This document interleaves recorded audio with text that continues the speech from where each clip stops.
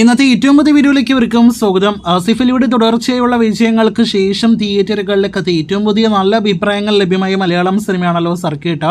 തമറിന്റെ സംവിധാനത്തിൽ ആസിഫ് അലി, ദീപക് പരമ്പോൾ, ഒപ്പം തന്നെ ദിവ്യ പ്രഭ തുടങ്ങിയവരൊക്കെ അഭിനയിച്ച സർക്കിട്ടിന്റെ രണ്ടാം ദിവസത്തെ കേരള ട്രാക്കിംഗ് 2 ദിവസത്തെ ആകെ കേരള എസ്റ്റിമേറ്റ് റിപ്പോർട്ടുകൾ വന്നിരിക്കുകയാണ്.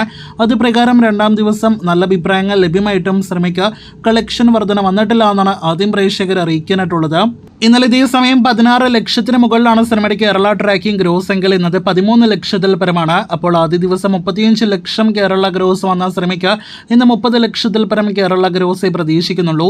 അങ്ങനെയെങ്കിൽ ആകെ 2 ദിവസങ്ങൾ കൊണ്ട് സർക്കിട്ടിന്റെ കേരള ഗ്രോസ് 60-65 ലക്ഷം റേഞ്ചിലേക്ക് എത്തപ്പെടുന്നതാണ്. വേൾഡ് വൈഡ് കണക്കുകൾ ഇനിയും പുറത്തു വന്നിട്ടില്ല. 1 കോടി കടന്നിട്ടുണ്ടാകുമെന്ന് പ്രതീക്ഷിക്കുന്നു. എന്തായാലും നിലവിലെ കളക്ഷൻ ട്രെൻഡ് വെച്ച് നോക്കുമ്പോൾ അത്ര മികച്ച തുടക്കം സിനിമയ്ക്ക് വന്നിട്ടില്ല എന്ന് പറയേണ്ടിയിരിക്കുന്നു. പ്രത്യേകിച്ച് 50 കോടിയിലധികം തുടർച്ചയായിട്ട് 2 സിനിമകളുടെ കളക്ഷൻ നേടിയെടുത്ത അതേ ആസിഫിന്റെ ഏറ്റവും പുതിയ സിനിമയായിട്ടാണ് സർക്കിട്ട് തിയേറ്ററുകളിലേക്ക് എത്തിയിരിക്കുന്നത്.